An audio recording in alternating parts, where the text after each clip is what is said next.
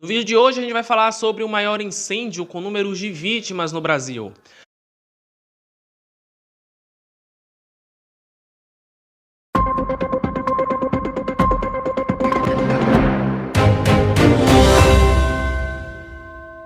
O edifício Joelma começou a ser construído em 1969 pela Joelma S.A. Importadora. O prédio que tinha um grande sistema moderno contra incêndios, segundo o próprio diretor da construtora e da construção do prédio.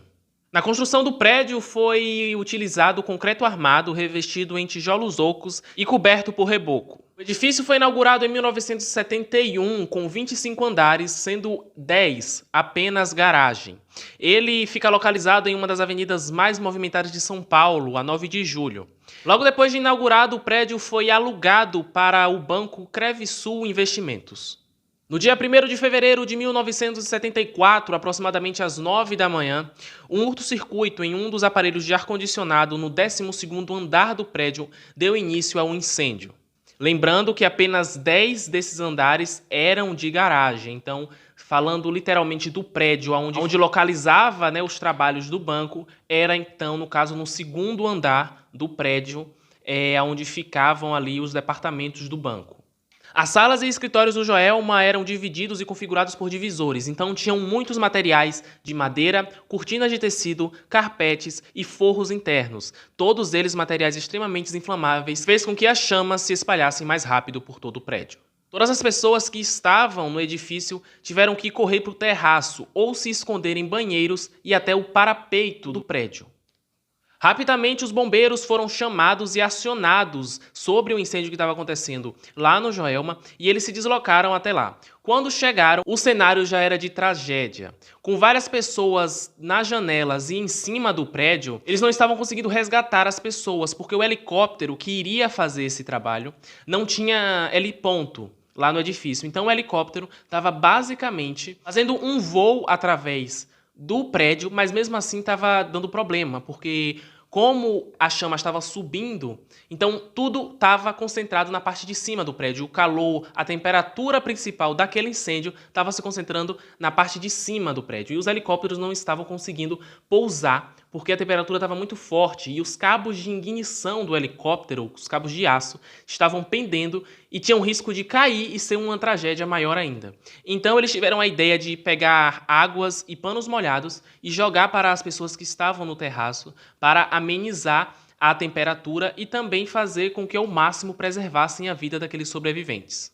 Na imprensa, a notícia foi que os bombeiros conseguiram salvar muitos sobreviventes através da escada Mágiros, que é aquela escada que eles colocam, né, e as pessoas iam saindo da janela, descendo a escada e finalmente chegando na parte plana, né, da terra ali. Eles também falaram que os primeiros 30 corpos que tinham ido para o IML quando eles resgataram no dia do incêndio ainda não tinham sido reconhecidos. E que mais de 70 feridos foram transferidos para hospitais próximos lá da região. E agora, gente, que a gente chega acho que na parte mais pesada de todas, como eu citei aqui, muitas pessoas estavam no terraço do prédio e a quentura era muito forte, gente, era um incêndio no prédio inteiro, eram mais de 20 andares, né, 25 andares, onde estavam todos banhados em chamas. E as pessoas que não conseguiram subir ao terraço, muitas estavam na janela, dentro, provavelmente, de banheiros que tinham...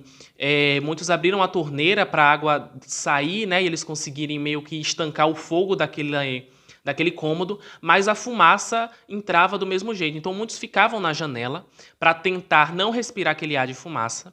E chegou a um ponto em que as pessoas começaram a se tacar do prédio. O desespero era muito forte, as pessoas estavam passando mal.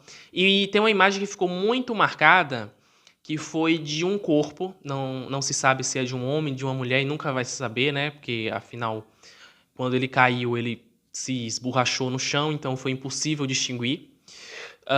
De uma pessoa se jogando, aparentemente, né, as pessoas achavam que era uma pessoa que tinha se jogado do prédio, mas na verdade ali foi uma pessoa que estava no terraço do prédio e ela estava bem na ponta. E essa pessoa começou a passar mal, relatos de pessoas que estavam lá, né, disse que essa pessoa passou mal e acabou que desmaiou e caiu de cima do prédio. e aparentemente não, né? Ela caiu e infelizmente faleceu. Também teve um momento muito marcante que foi de uma mulher que estava com uma criança de 1 ano e meio. Aparentemente ela era uma cliente, né, do banco, porque funcionário obviamente não ia, porque estava com uma criança. E ela estava em uma dessas janelas do 15º andar. E tava muito desespero, os bombeiros tentavam gritar, dizendo que estava tudo bem, que era para ter calma, mas eles não conseguiam ouvir. Então ela acabou se jogando do prédio com essa criança de 1 ano e meio.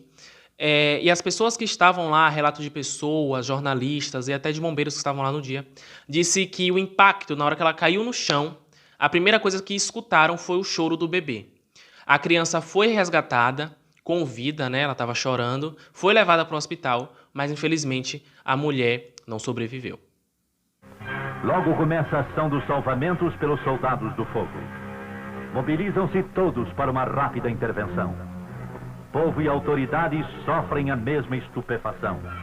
Para mais um capítulo de história heróica, tentando a salvação das criaturas, os bombeiros tentam o possível e o impossível, enquanto o incêndio mantém a capital paulista sob o medo do fogo. Você não consegue avaliar o que era.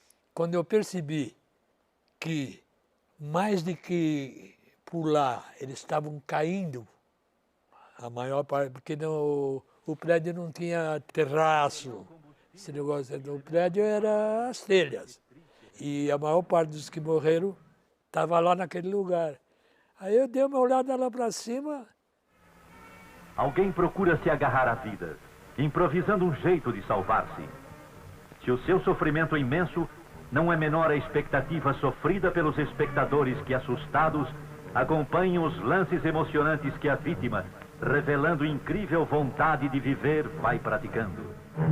O incêndio foi divulgado como criminoso, porque as instalações do ar-condicionado no prédio eram precárias. Os responsáveis pela marca de ar-condicionado, que eram eletricistas e alguns empresários, foram culpados de omissão, negligência e imperícia, pegando uma pena de reclusão de 2 a 3 anos de prisão. O caso ganhou fama de novo 30 anos depois, durante a exibição de estreia do programa Linha Direta Mistério, que abordou os mistérios e enigmas do edifício Joelma, e também sobre um caso que aconteceu em 1948, conhecido como o Crime do Poço, que aconteceu em uma casa que foi derrubada para a construção do edifício Joelma. O programa bateu recorde de audiência, sendo um dos maiores do Linha Direta. Hoje uma nova série no Linha Direta, o mistério. E no primeiro caso, o incêndio do edifício Joelma em São Paulo. Em 1974, o Joelma ardeu em chamas por mais de 4 horas. Foram 345 feridos e 189 mortos, numa tragédia que parou o Brasil. Você vai ver as surpreendentes histórias por trás dessa tragédia e o depoimento de testemunhas que relatam estranhos acontecimentos no local do acidente. Fatores como vultos, vozes e manifestações de porta batendo. Hoje, depois cerca de 179 pessoas morreram e 300 ficaram feridas, sendo considerado o segundo maior incêndio em números de vítimas do mundo, ficando atrás somente do incêndio ao World Trade Center em 2001, logo depois do impacto dos aviões lá nas Torres Gêmeas, né, que inclusive eu já trouxe até aqui em vídeo falando um pouco sobre o ataque de 11 de setembro. Então, para vocês verem a gravidade desse negócio, ficou em segundo lugar, é o segundo maior acidente de arranha-céu. Então, assim, gente, é uma coisa sinistra. Logo depois do incêndio, ele ficou fechado durante 4 anos para uma reforma geral e em 1978 ele foi lançado como o edifício Praça da Bandeira. E desde a sua reinauguração, muitas pessoas que passaram por lá, tanto como clientes e funcionários, dizem que passaram por algumas situações um pouco sobrenaturais, como escutarem vozes, ver fantasmas e até mesmo dentro da garagem ver carros acendendo e apagando o farol sozinho.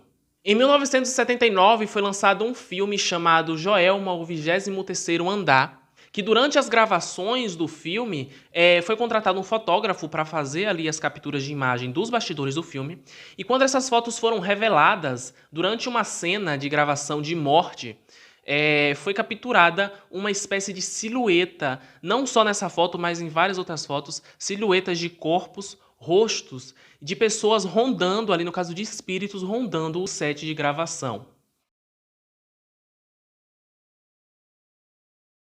Então é isso, espero que vocês tenham gostado. Como eu já falei, se inscreve no canal, deixa o teu like, ativa as notificações e até o próximo vídeo.